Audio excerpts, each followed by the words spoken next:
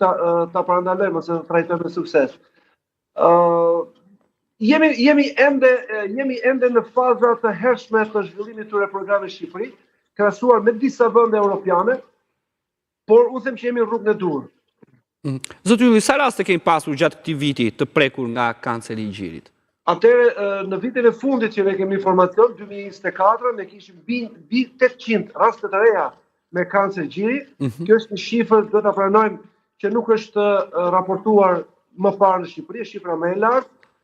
Në mënyrë të dukshme, qartë, ne po kapim çdo vit gjithmonë më shumë kancer gjiri, që ta kuantifikoj, janë mesatarisht çdo vit gjatë 10 vjeçarit fundit 2% më shumë kancer gjiri të diagnostikuara. Për fat të mirë nuk kanë ndjekur të njëjtin ritëm vdekshmëria nga kanceri i gjirit, e cila jo vetëm që nuk është rritur, por mund të themi që çdo vit mesatarisht është ulur me 0.7%. Ky është një lajm i mirë. Zoti Ylli, numri më i lartë i të prekur është evidentuar në kohë apo në grada të avancuara? Gjithmonë më tepër në Shqipëri, kanceri i gjirit po kapet në kohë. Them që Shqipëria e ka kaluar atë fazën ku gratë shkonin tek onkologu, senologu, tek mjeku në përgjithësi me një kancer të dukshëm të gjirit. Diametri i kancerit në momentin e diagnozës ka ardhur në rënje në Shqipëri, por më duhet ta theksoj, kemi ende shumë për të bërë, ende shumë gra kapen në faza të zhvilluara të kancerit të gjirit, kur është e vështirë për të trajtuar. Zoti Ylli, cilat janë moshat më të prekura? Atëherë, kjo është një pyetje interesante, duket si një pyetje thjeshtë, por është interesante. Ka një rritje të moshës mesatare të diagnozës kancerit të gjirit, kancerit të gjirit në momentin e diagnozës.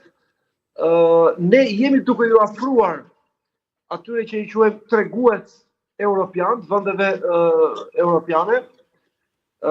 Mbi moshën 50 vjeç kapen rreth 78% e kancerit të gjirit. Në vendet perëndimore që prej 10 vjetësh ose më para janë kapur mbi 80%.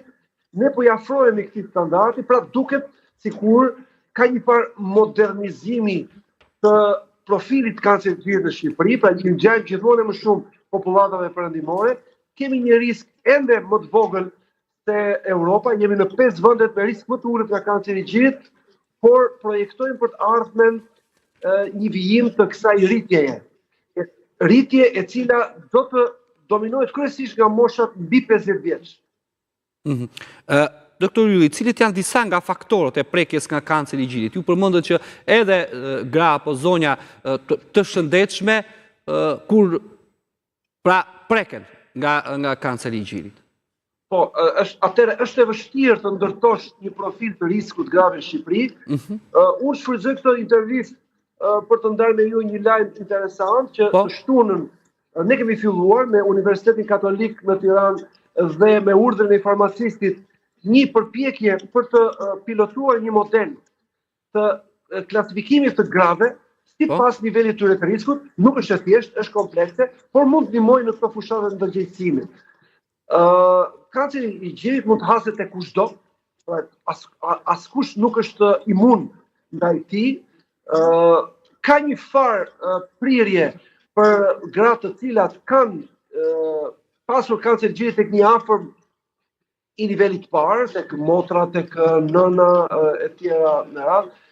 Ekziston një gjen i cili është përgjegjës për rritjen e riskut të kancerit të gjirit, por nuk shpjegon më shumë se sa 10% të kancereve të gjirit.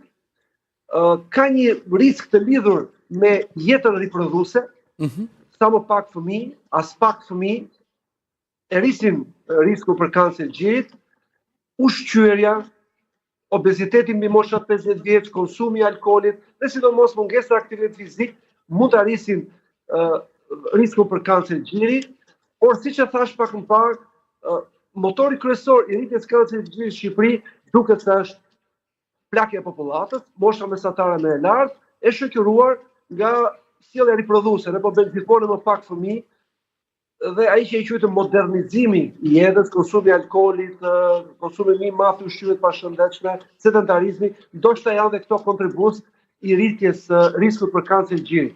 Por shpresojmë që nëpërmjet programeve të depistimit, atë që e quajmë parandalimin dytësor, ne të vijojmë këtë sukses të filluar mbajtjen nën kontroll të tij dhe parandalimin gjithmonë më shumë të vdekjeve, të rasteve të rënda dhe të vdekjeve nga ky kancer.